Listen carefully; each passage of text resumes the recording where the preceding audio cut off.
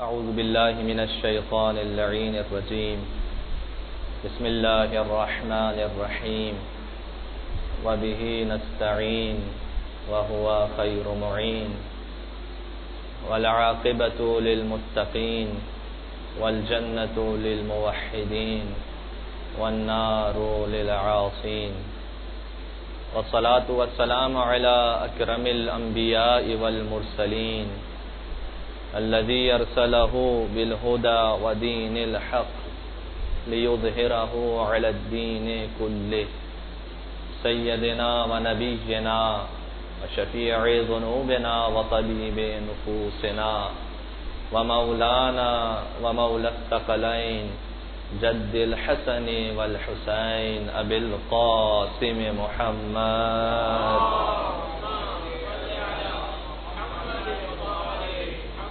وأهل بيته الطيبين الطاهرين المعصومين المظلومين المنتجبين المنتخبين الميامين لا سيما بقية الله في الأرضين وحجته على العالمين واللعن الدائم على أعدائهم ومنكري فضائلهم وغاصب حقوقهم من الأزل إلى قيام يوم الدين.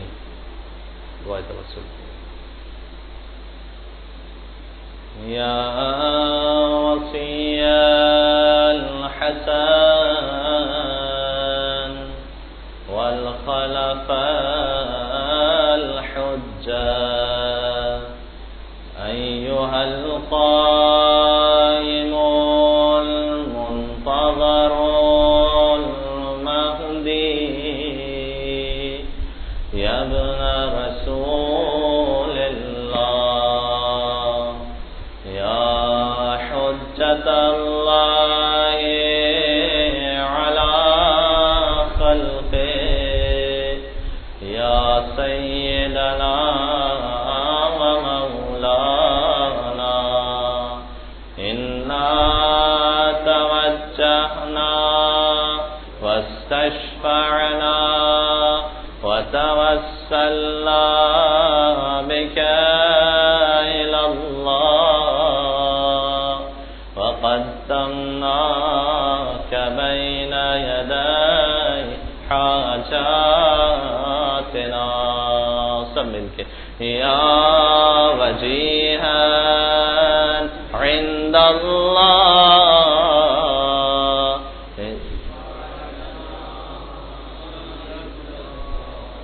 يا وجيها عند الله اشفع لنا عند الله يا وجيها عند الله اشفع لنا عند الله. صلوات بر محمد وآل محمد.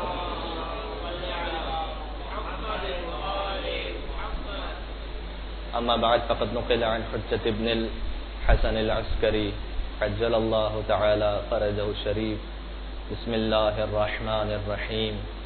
اللهم إني أفتتح الثناء بحمدك وأنت مسدد للصواب بمنك وأيقنت أنك أنت أرحم الراحمين في موضع العفو والرحمة وأشد المعاقبين في موضع النكال والنقمة وأعظم المتجبرين في موضع الكبرياء والعظمة. صلوات بر محمد وآل محمد.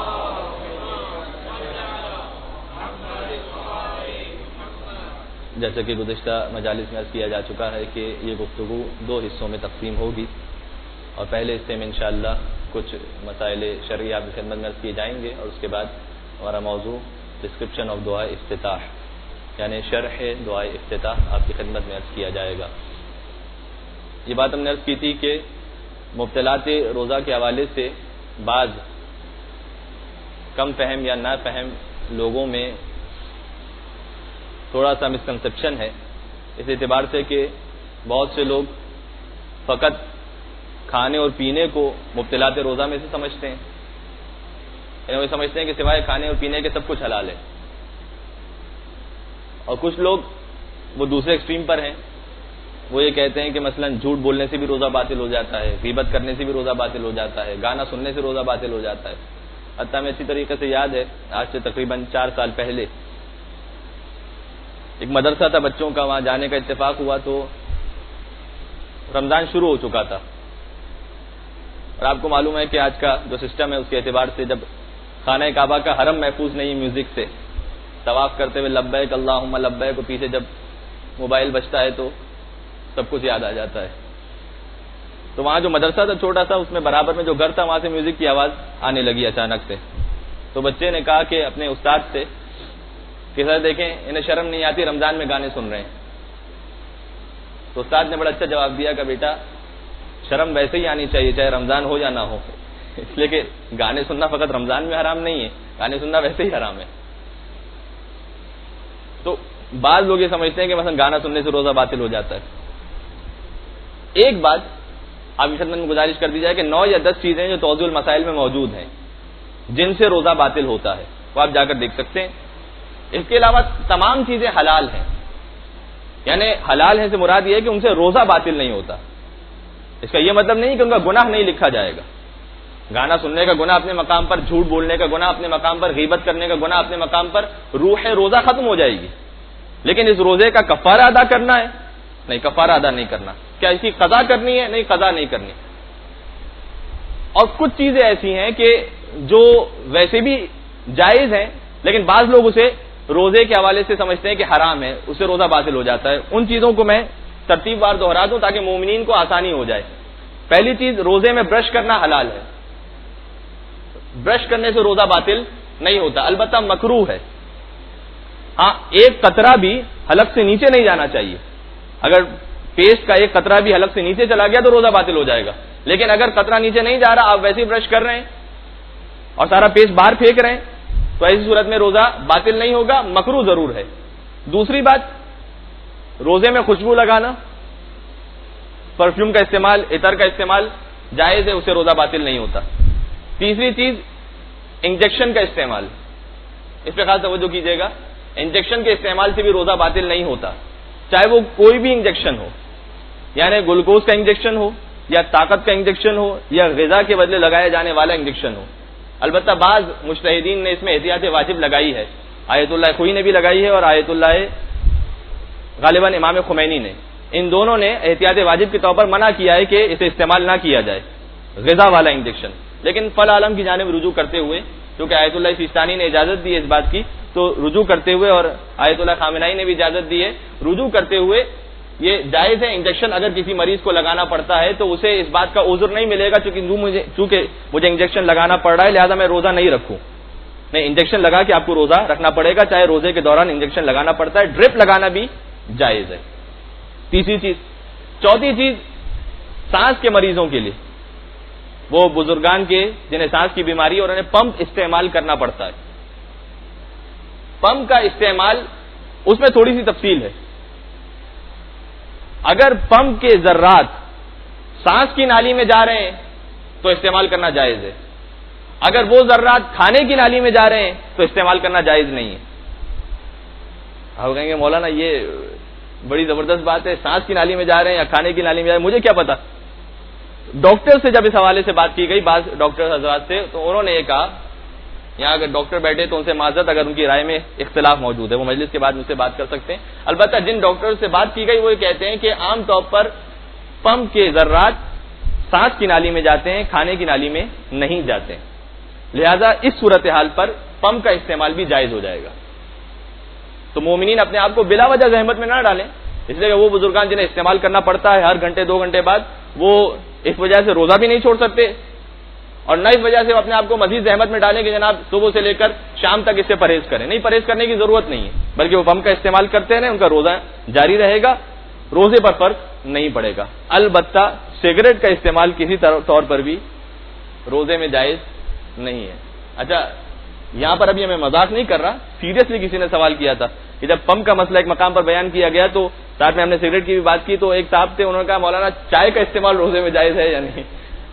بھیا چائے کا استعمال تو کسی صورت جائز نہیں ہو سکتا، نہ کسی گولی کا استعمال جائز ہو سکتا ہے. ہاں پمپ کا استعمال اور انجیکشن کا استعمال وہ جائز ہے، اس میں کسی قسم کا کوئی حرج نہیں ہے. درود بھیجتے محمد اور آل محمد پر.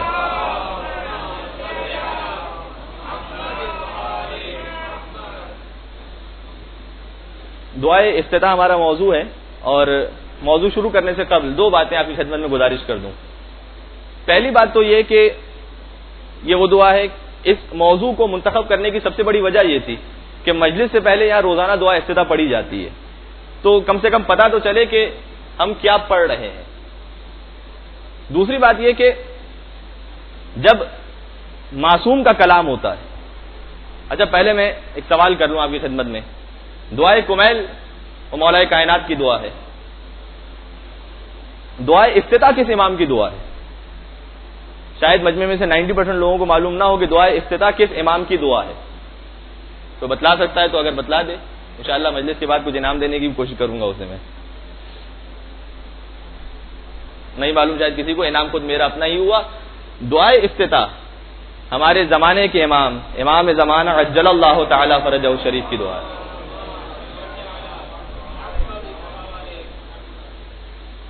یہ امام زمانہ کی دعا ہے.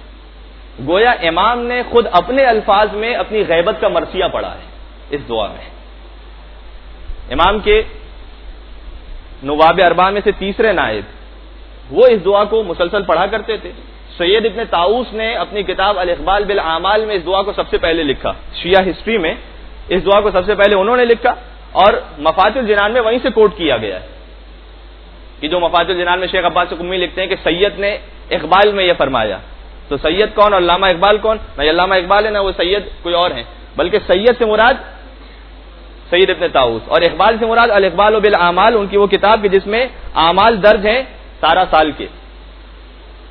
وہاں پر یہ دعا لکھی ہوئی ہے، اور اس دعا کے بعد یہ لکھا ہوا ہے کہ اس دعا کو ملائکہ سنتے ہیں اور اس کے پڑھنے والے کے لیے استغفار کیا کرتے ہیں. بہت اہم دعا ہے. اس دعا کو شروع کرنے سے قبل جو میں کچھ نکات آپ کی خدمت میں عرض کرنا چاہ رہا تھا، ان میں سے پہلا نکتہ تو یہ ہو گیا کہ یہ دعا امام زمانہ کی ہے. کیونکہ بعض لوگ بسا اوقات سند پر بھی اعتراض کرتے ہیں کہ دعا کی جو سند ہے، یعنی اس راوی نے اس سے سنا، اس نے اس سے سنا، اس نے اس سے سنا، تو یہ سند بسا اوقات بعض لوگوں نے کہا ہے کہ یہ ضعیف ہے. اس مسئلے کو میں چھیڑنا نہیں چاہ رہا، اس لیے کہ یہ علماء کے درمیان کا مسئلہ ہے. حتیٰ آیت اللہ سیستانی سے ایک جملہ یہاں پر گزارش کر دوں. آیت اللہ سیستانی سے کسی نے سوال کیا تھا دعائے کمیل کے بارے میں کہ دعائے کمیل کی سند کے بارے میں آپ کا کیا خیال ہے. ان کی ویب سائٹ پر یہ جملہ موجود ہے، سیستانی کا جا کر دے سکتے ہیں کہ دعائے کمیل کی سند صحیح ہے بھی، سند صحیح نہیں ہے. ایسے کسی نے کہہ دیا کہ مولا علی علیہ السلام نے دعا پڑھی تھی، ہمیں کیا پتا پڑھی تھی بھی یا نہیں پڑھی تھی. تو آغا سیستانی کا جواب بہت خوبصورت تھا. کہا دعا کی سند کا معیار وہ بلند مضامین اور وہ فصیح و بلیغ جملے ہیں، یا جو نبی کی زبان سے جاری ہو سکتے ہیں یا اس کی زبان سے جسے نبی نے 1000 باب تعلیم دی ہے اور اس نے ہر باب سے 1000 باب کو کھولا ہے. درود بھیجتے محمد اور آل محمد پر.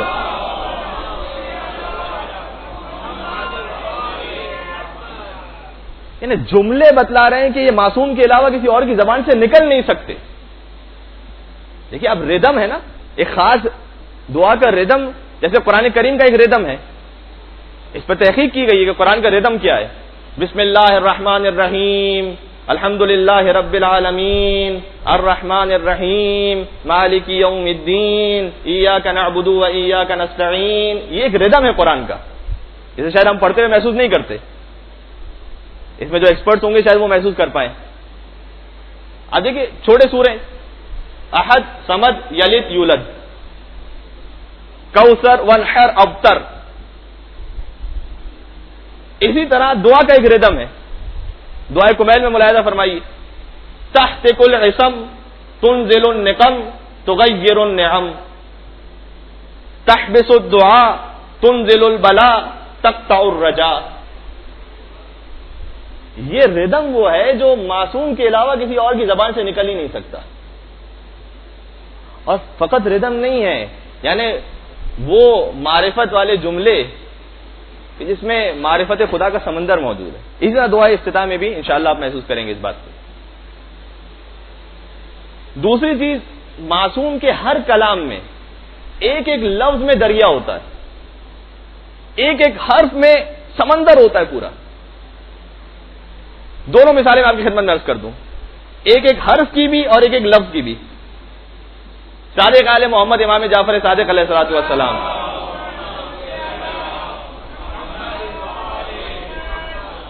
ارشاد فرماتے ہیں کہ میرے بابا کے پاس فلسطین سے ایک وفد آیا سورہ اخلاص کی تفسیر سیکھنے کے لیے. بہار الانوار میں روایت موجود ہے 3 جلد میں. وہاب ابن وہاب قریشی روایت کے راوی ہیں.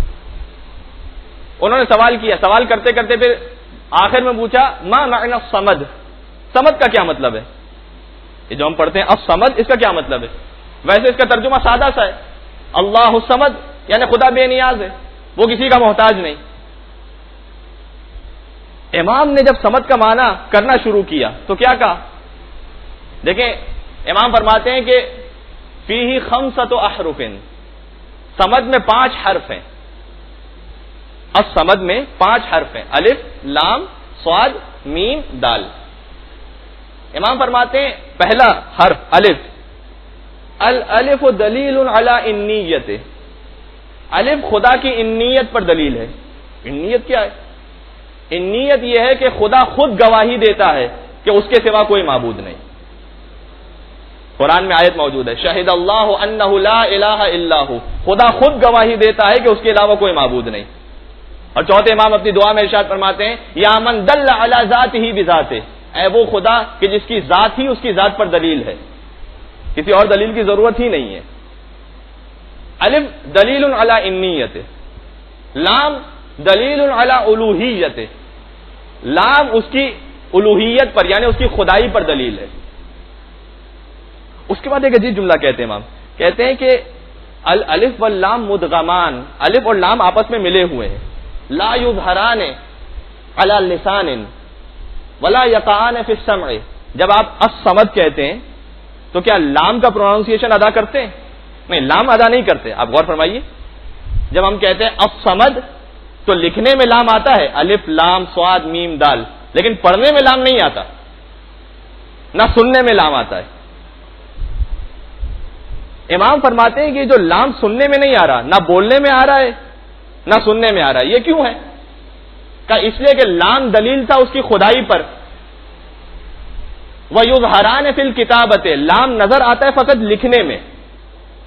كَدَلِيلٌ أَنَّ إِلَٰهِيَّتَهُ لَطِيفَةٌ خَافِيَةٌ, یہ اس بات کی دلیل ہے کہ دیکھو جس طرح سے لام لکھنے میں نظر آتا ہے بولنے میں اور سننے میں نظر نہیں آتا, اس طرح سے خدا کی خدائی ساری کائنات میں نظر آتی ہے لیکن نہ حواس میں آ سکتی ہے نہ تمہاری عقل میں آ سکتی ہے.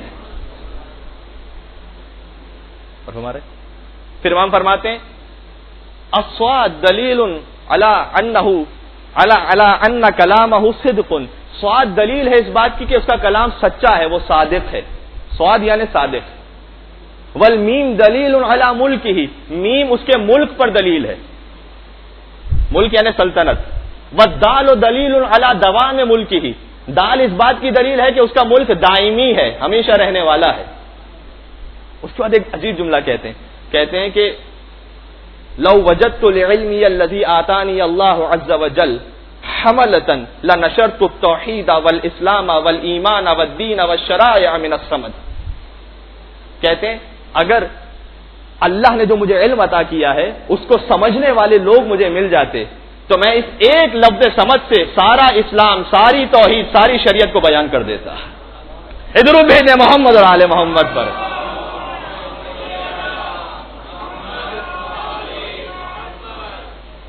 اور ہمارے یہ ایک ایک حرف میں دنیا ہے. لہذا توجہ فرمائیے کہ موضوع کتنا وسیع ہے. ہاں یہاں اقرار کر لوں کہ نہ دامن وقت میں گنجائش ہے کہ ایک ایک حرف کی وضاحت ہو سکے. اس پورے یعنی سلسلے کی بات کر رہا ہوں 15 مجالس کی, گنجائش نہیں ہے اتنی. اور نہ یہ بھی اقرار کر لوں ساتھ میں بغیر کسی جھجک کے کہ دامن علم میں اتنی گنجائش ہے کہ ایک ایک حرف کی وضاحت ہو سکے. جتنا بساط میں ہوگا انشاءاللہ آپ کی خدمت میں عرض کیا جائے گا. یہ بات ہو گئی ایک ایک حرف کا الگ الگ مطلب. ایک دوسری بات, بسا اوقات ایک لفظ ہے اس کا مطلب ایک سمجھ میں آ رہا ہوتا ہے لیکن اس کے پیچھے ایک اور مطلب پوشیدہ ہوتا ہے. اس کی کیا مثال ہے؟ 8ویں امام کے پاس ایک شخص آیا, امام کا بڑا قریبی صحابی,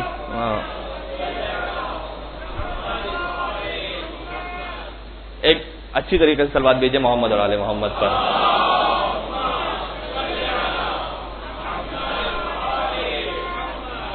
آٹھویں امام کے پاس ایک شخص آیا، آ کر کہتا ہے کہ مولا یہ رسول کو ابو القاسم کیوں کہا جاتا ہے؟ امام نے کہا کہ حضور کے ایک فرزند تھے جن کا نام تھا قاسم، لہذا ان کو کہا جاتا ہے ابو القاسم. وہ صحابی سمجھدار تھا. امام سے کہتا ہے فہل ترانی اہلا للزیادہ، مولا اتنا تو مجھے بھی معلوم ہے، کیا اس سے زیادہ کہ آپ مجھے اہل سمجھتے ہیں کہ مجھے سمجھائیں؟ لیکن جو اہل ہوتا ہے نا اس کو یہ علم دیا جاتا ہے. یعنی میں اور آپ کیا سمجھتے ہیں؟ دعائے ابو حمزہ سمالی ویسے ہی چوتھے امام نے ابو حمزہ سمالی کو سکھا دی، ایسے ہی کہیں جا رہے تھے راستے میں پکڑ کے سکھا دی. دعائے کمیل مولانا کمیل کو ایسے ہی سکھا دی؟ نہیں، ایسا نہیں ہوتا. جب تک امام اہل نہیں سمجھتے اس وقت تک علم نہیں دیتے. کہ مولا اس سے زیادہ مجھے اہل سمجھتے ہیں؟ امام نے کہا نعم، ہاں تم اہل ہو اس بات کے. اچھا مولا پھر بتائیے. امام سوال کرتے ہیں اما علمت ان رسول اللہ قال انا وعلی ابوا هذه الامه. شیخ صدوق نے اپنی کتاب علل الشرائع میں اس روایت کو لکھا ہے. کہا کہ کیا تجھے معلوم ہے کہ رسول نے ارشاد فرمایا کہ میں اور علی اس امت کے باپ ہیں. دیکھ ایک ابو القاسم کا ظاہری مطلب امام کہاں لے کے جائیں گے؟ تجھے معلوم ہے کہ میں اور علی اس امت کے باپ ہیں، یہ رسول نے ارشاد فرمایا. قلت بلا، ہاں مولا مجھے معلوم ہے. پھر امام کہتے ہیں اما علمت ان رسول اللہ ابو لجمیع الامہ وعلی منہم. کیا تجھے یہ معلوم ہے کہ رسول الگ سے ساری امت کے باپ ہیں اور علی خود اس میں شامل ہیں؟ یعنی ایک تو یہ کہ اگر علی کو ہٹا کر دیکھا جائے تو رسول اور علی دونوں مل کر پوری امت کے باپ، اور اگر علی کو ملا دیا جائے تو رسول پھر علی کے بھی باپ. یہاں بات ظاہر ہے کہ وہ خاندانی باپ نہیں، روحانی باپ، استاد کے اعتبار سے باپ. تو کیا تم نے سنا ہے کہ رسول علی کے بھی باپ ہیں، ان کے بھی روحانی استاد ہیں؟ کہا قل تو بلا مولا یہ بھی سنا ہے. کہ یہ سنا ہے کہ ان علی قاسم الجنت والنار. کیا یہ سنا ہے کہ علی جنت اور جہنم کے قاسم ہیں؟ اور فرمائیے گا قاسم یعنی عربی زبان میں تقسیم کرنے والا. علی جنت اور جہنم کو تقسیم کرنے والے ہیں. کیا یہ سنا ہے؟ قل تو بلا، ہاں مولا یہ بھی سنا ہے. کہا بس جب تو نے یہ بھی سنا ہے کہ علی جنت اور جہنم کو تقسیم کرنے والے ہیں اور یہ بھی سنا ہے کہ رسول علی کے باپ ہیں، تو پھر فیصلہ ہو گیا کہ رسول علی کے ایسے باپ ہیں کہ علی جنت اور جہنم کو تقسیم کرنے والے ہیں، یعنی قاسم ہیں اور رسول ابو القاسم ہیں. درود بھیجتے محمد اور آل محمد پر.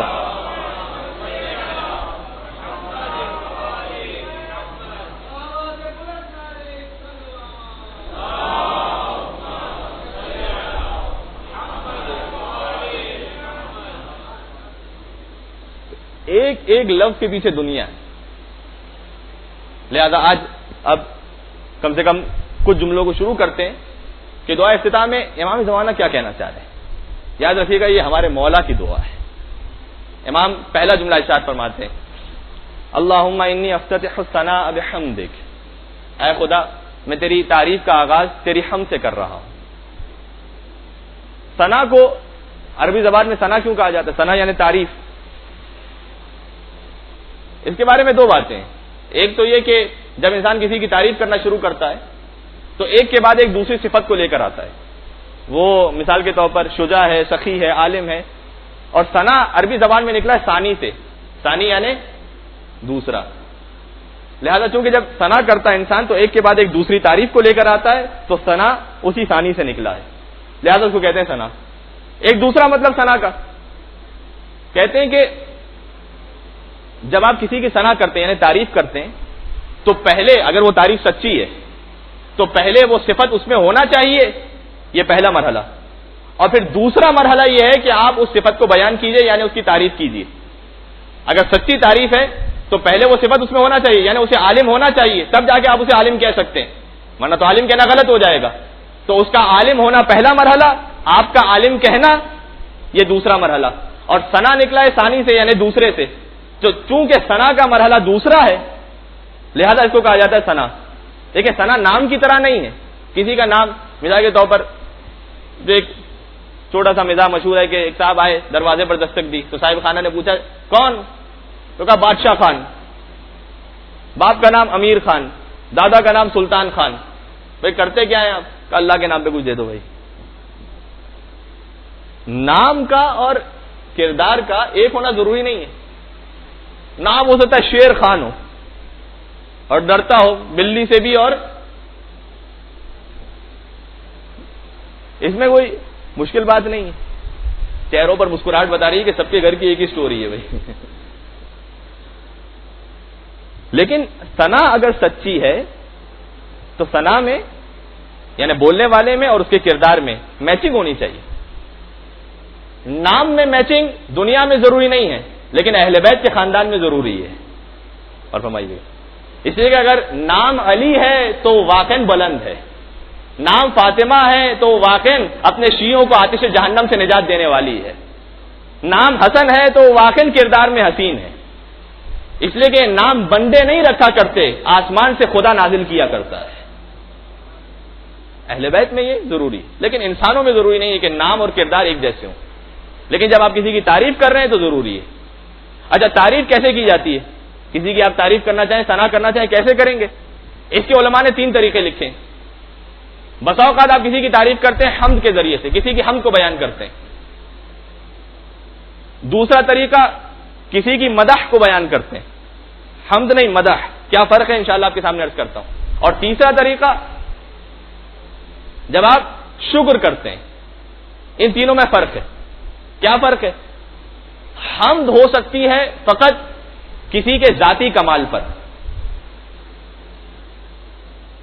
مدح ذاتی کمال اس میں ضروری نہیں ہے. مثال, آسان سی مثال, پھول کی آپ مدح بیان کر سکتے ہیں لیکن پھول کی حمد نہیں کر سکتے. کیوں؟ اس لیے کہ پھول میں کمال ہے لیکن اس کا اپنا ذاتی کمال نہیں ہے بلکہ کسی کا دیا ہوا کمال ہے. لہذا مدح کر سکتے ہیں پھول کی, حمد نہیں کر سکتے.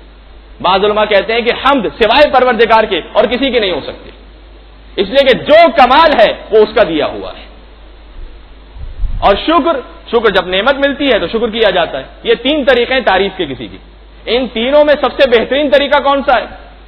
سب سے بہترین طریقہ ہے حمد, اس لیے کہ حمد ہوتی ہے ذاتی تعریف پر. لہذا امام زمانہ جب دعا شروع کرتے ہیں تو کہتے ہیں اللہم انی افتتح الثناء بحمدک, اے خدا میں تیری ثنا کا آغاز تیری حمد سے کر رہا ہوں, تیری حمد سے کر رہا ہوں. کل عرض کر چکا ہوں کہ ائمہ علیہ الصلوۃ والسلام جو اصل حاجت ہے اسے بہت بعد میں مانگیں گے. اب اگر آپ اس کے انتظار میں کہ اصل حاجت کب آئے گی, وہ بہت بعد میں آنے والی, بہت بعد کی مجلسوں میں. پہلے تو سب حمد پروردگار ہے. یہاں گزارش کر دوں 18 مرتبہ امام علیہ السلام نے حمد کی ہے خدا کی یہاں اس دعا میں, 18 مرتبہ. اس کے بعد محمد اور آل محمد پر درود ہے اور اس کے بعد اصل دعا ہے. حمد پروردگار کا طریقہ معصومین علیہ الصلوۃ والسلام کے زبان پر بہت عجیب ہے. یہاں میں کچھ سیمپلز آپ کے سامنے لے کر آیا ہوں. آپ ذرا غور فرمائیے کہ امام علیہ السلام کیسے خدا کی حمد کرتے ہیں. حمد میں ایک ایک چھوٹا چھوٹا جملہ ہے لیکن بہت بڑے بڑے معارف پوشیدہ ہیں. امام علیہ السلام ارشاد فرماتے ہیں, ضروری نہیں کہ اب دعا استفتاح سے ہم بات کریں, حمد کے نمونے کو درج کر رہا ہوں کہ خدا کی حمد کیسے کی جاتی ہے. چوتھے امام اپنی ایک مناجات میں ارشاد فرماتے ہیں, کہتے ہیں کہ حمد ہے اس خدا کی کہ جب اس سے امید رکھتا ہوں تو نا امید نہیں ہوتا, اور اس کے علاوہ کسی اور سے امید رکھتا ہوں تو نا امید ہو جاتا ہوں. اور تمہارا ایک چھوٹا سا جملہ ہے, اشرے کا موضوع ہے, ایک اشرے کا موضوع. مولا علی علیہ السلام ایک مناجات میں ارشاد فرماتے ہیں, کہتے ہیں حمد ہے اس خدا کی, یہ بہت عجیب جملہ ہے مولا کا, آپ غور فرمائیے گا تو لطف کو محسوس کر پائیں گے. مولا فرماتے ہیں حمد ہے اس خدا کی کہ وہ مجھ سے دوستی کرتا ہے جبکہ وہ مجھ سے بے نیاز ہے. ہم دوستی کیوں کرتے دنیا میں؟ ایک دوسرے کی ضرورت ہوتی ہے نا, جب تک ایک دوسرے کی ضرورت نہیں ہوتی تو دوستی نہیں کرتے. مولا فرماتے ہم جو اس خدا کی مجھ سے دوستی کرتا ہے لیکن اسے میری ضرورت نہیں ہے پھر بھی دوستی کرتا ہے. عجیب ہے.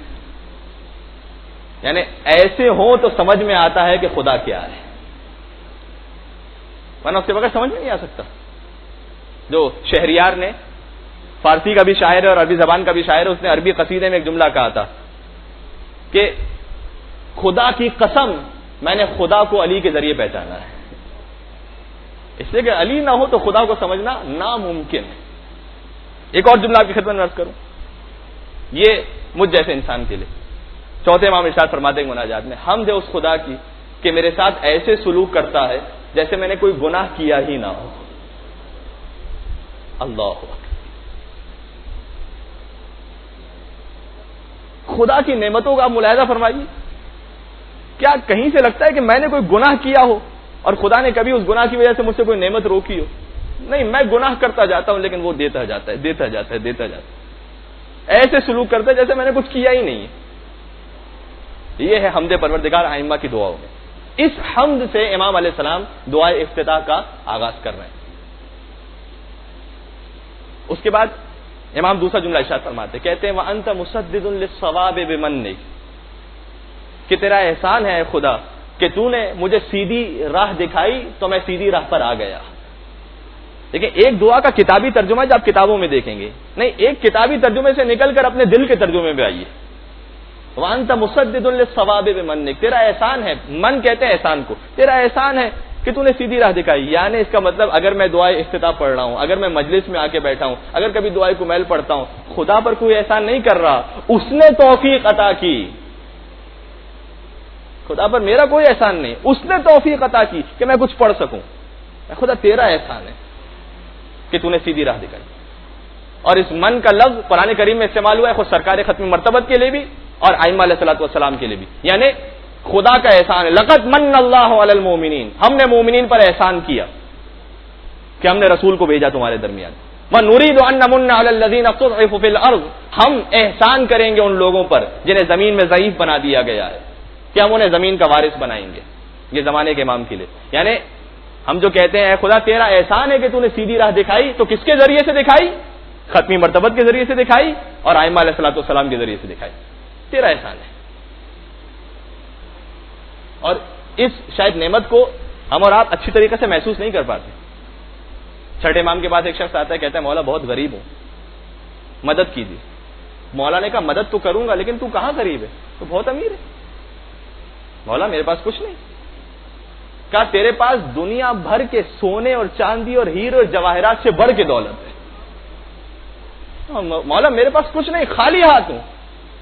امام نے کہا اتنا بتا، یہ جو تیرے دل میں محبت علی اور اولاد علی ہے، اگر اس کا ایک حصہ تجھ سے لے لوں اور دنیا بھر کا سارا سونا اور چاندی تجھے دے دوں، کیا راضی ہو جائے گا؟ مولا یہ نہیں ہو سکتا، یہ نہیں ہو سکتا. یہ محبت علی. اور واقعی اس محبت علی کی قیمت جانی. بدین سے جو اندرون سندھ جا چکے ہیں، بدین سے گلارچی، میرا وقت پورا ہو گیا، تقریباً 2-3 منٹ باقی رہ گئے. بدین سے گلارچی جاتے ہوئے، گلارچی ایک چھوٹا سا وہاں پر یا دیہات ہے یا گاؤں ہے. اس واقعے کے چشمدید گواہ تقریباً 4-5 سال پہلے تک تو زندہ تھے، اب کا مجھے نہیں معلوم. بدین سے گلارچی بس سروس چلتی ہے. وہاں پر ایک مولا علی علیہ السلام کا ماننے والا، وہ روزانہ بس میں چڑھتا تھا. اس کا کام تھا مٹھائی بیچنا، روزانہ مٹھائی بیچا کرتا تھا. اور اس کا طریقہ یہ تھا کہ اگر اسے کوئی یا علی مدد کہہ دے تو سامنے سے مولا علی مدد کہتا تھا، پوری مٹھائی اسے دے کر اتر جاتا تھا. اس کا طریقہ تھا. اچھا اب یہ جو مٹھائی دے رہا ہے یہ خالی ایسا نہیں کہ 100 روپے کا ڈبہ دے رہا ہے، یہ میرے اور آپ کے لیے شاید 100 روپے کا ڈبہ ہے. اس کے لیے ساری زندگی کی، سارے دن کی کمائی ہے. اس کے لیے سارے دن کی کمائی علی کے نام پر دے رہا ہے. واقعے کے بعد کوئی یہ نہ کہے کہ مولانا ہم بھی ایک مٹھائی کا ڈبہ دے کے یہ کام چلا لیں. نہیں، یہ نہیں ہونے والا. کیونکہ ہر انسان کی اپنی حیثیت ہے، نیت دیکھی جاتی ہے، نیت کس کی کتنی زیادہ محکم ہے. سامنے سے اگر کوئی علی مدد کہتا تھا، مٹھائی کا ڈبہ دیتا تھا، کہتا تھا مولا علی مدد، اتر جاتا تھا. اس کا انتقال ہوا ایک دن، غسل و کفن وغیرہ کا انتظام کیا گیا. میں نے عرض کیا چشمدید گواہ 5 سال پہلے تک زندہ تھے. اس کے غسل و کفن کا انتظام کیا گیا، لوگ اس کو دفن کرنے کے لیے لے کے جاتے ہیں. دفن کیے گیا، قبر میں جب لٹایا گیا تو تلقین پڑی جاتی ہے قبر میں. اور قبر میں جب تلقین پڑی جاتی ہے تو اسما افہم کہہ کے ہلایا جاتا ہے. یا سب جانتے ہیں کہ تیرا خدا ایک ہے، تیرا قبلہ جو ہے وہ کعبہ ہے اور تیری کتاب قرآن ہے. اور اس کے بعد جب ائمہ کا ذکر شروع ہوا تو اسما افہم کہہ کے ہلایا جا رہا تھا اسے بار بار. مولا علی علیہ السلام پر پہنچتے ہیں، کہتے ہیں کہ اور اسما افہم یعنی سن اور سمجھ کہ تیرے امام علی ابن ابی طالب ہیں. اور اس کو ہلایا گیا. سامنے سے جواب دیتے ہیں ہاں ہاں میں نے سن لیا، جاؤ اب. قبر میں سے جواب دیتا ہے سن لیا جاؤ اب. ارے یہاں مزے کی بات نہیں ہے, مزے کی بات آگے. لوگ ایک مرتبہ ڈرتے ہیں اور بھاگ جاتے ہیں, کچھ دیر بعد پھر آتے ہیں, دوبارہ تلقین شروع کرتے ہیں, اسما افہم تیرے امام علی ہیں. سامنے جواب دیتے کہاں نا ملاقات ہو گئی مولا سے, اب جاؤ یہاں سے. عجیب, یہ ہے علی. شیخ عبد الکریم حائری کے فرزند محمد ابن کریم حائری. شیخ عبد الکریم حائری وہ جنہوں نے قم کا حوضہ علمیہ بنایا ہے. اور اگر آپ قم کی اطراف کی زیارتوں پر جاتے ہوں تو ایک مجتہد ہیں آیت اللہ مرعشی نجفی, اگر ان کا نام آپ نے سنا ہو. یہ دونوں غدیری بھائی تھے. غدیری بھائی کا مطلب کیا ہوتا ہے؟ جو عید غدیر کے دن سیغہ پڑھتے ہیں اور آپس میں بھائی بنتے ہیں. مفاتیح جنان میں سیغہ موجود ہے کہ دو بالکل ان نون پرسن غدیر کے دن مولا علی کی ولایت کے نام پر سیغہ پڑھیں اور بھائی بن جائیں. اس کا فائدہ کیا ہوتا ہے؟ آپس میں یہ لوگ دونوں وعدہ کرتے ہیں کہ ہم میں سے جو مر گیا وہ دوسرے کے خواب میں آئے گا اور بتلائے گا کہ کیا ہوا. محمد ابن کریم حائری ان کا پہلے انتقال ہوتا ہے. آغا مرعشی نجفی وہ انتظار میں تھے کہ اب یہ میرے خواب میں آئیں گے, مجھے بتلائیں گے. 2-3 دن گزر گئے, خواب میں نہیں آئے. جب کچھ دنوں بعد خواب میں آئے تو کہا بھائی آپ دیر کر دی آپ نے آنے میں, خیریت؟ کہا کہ مجھے ایک افسوس ہے بہت. کیوں؟ کہ میں مولا رضا کی زیارت پر بہت کم گیا تھا. بھائی کتنی مرتبہ گئے تھے؟ کہا فقط 200 مرتبہ زیارت کی تھی. ارے 200 مرتبہ زیارت کی آپ کہہ رہے کم گیا تھا, کیوں؟ کہا اس لیے کہ میں نے 200 مرتبہ امام رضا کی زیارت کی تھی اور قبر کی پہلی رات 200 مرتبہ میرا مولا رضا میری زیارت کو آیا تھا.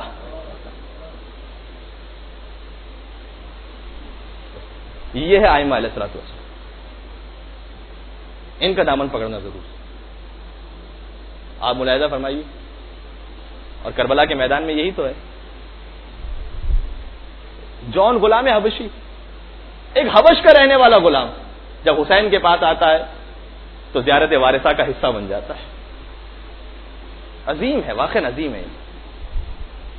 آ کر کا مولا مرنے کی اجازت دیجئے. امام کہتے ہیں کہ اے جون, تم ابو ذر کے غلام تھے, جب ابو ذر کا انتقال ہوا تو تمہارا کوئی پالنے والا نہیں تھا, تم پر مشکل وقت تھا, ہم نے تمہیں اپنے پاس رکھ لیا. اب تو خود تمہیں رکھنے والا مشکل میں ہے, لہذا ہم تمہیں آزاد کرتے ہیں, جاؤ. کہ مولا میں سمجھ گیا, اس لیے کہ میرا رنگ سیاہ ہے, میرے پسینے سے بو آتی ہے, میرا خون کالا ہے, میرا نجس خون اس قابل نہیں ہے کہ آپ کے پاک خون میں مل سکے. لیکن مولا جب تک جاؤں گا نہیں تب تک اپنا خون آپ کے خون میں ملا نہ. حسین اجازت دیتے, بڑی مشکل سے جون چلتے ہیں, جا کر جہاد کرتے ہیں. کچھ دیر بعد آواز دیتے ہیں اے مولا میرا آخری سلام. حسین جیسے اکبر کے لاشے پر گئے تھے ویسے جون کے لاشے پر جاتے. جون کے لاشے پر حسین پہنچے, جون کے سر کو اپنی آغوش میں رکھا. جون بے ہوش ہو چکے تھے, حسین کی آنکھوں سے کچھ آنسو گرے, جون ہوش میں آتے ہیں. جیسے ہی اپنا سر دیکھا فوراً زمین پر رکھ دیا. حسین نے سر اٹھایا, پھر گود میں رکھا, جون نے پھر زمین پر رکھا. حسین نے پھر سر اٹھا کر کہا جون آخر وقت میں تیرا آقا تیری خدمت کرنا چاہتا ہے تو سر زمین پر کیوں رکھتا ہے؟ جون کہتے مولا یہ فرزند زہرا کی گود ہے مولا, اور یہ سیاہ خون ہے مولا, میں اس قابل نہیں ہوں کہ آپ کی گود میں آ سکوں.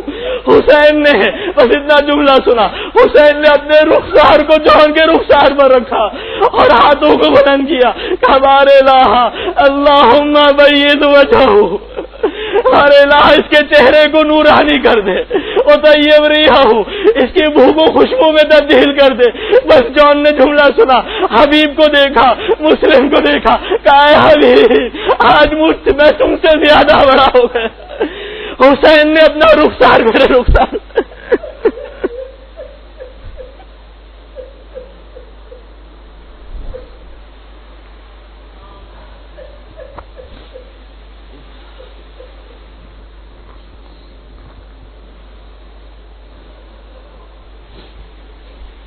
ألا ولعنة الله على القوم الظالمين وسيعلم الذين ظلموا أي منقلب ينقلبون.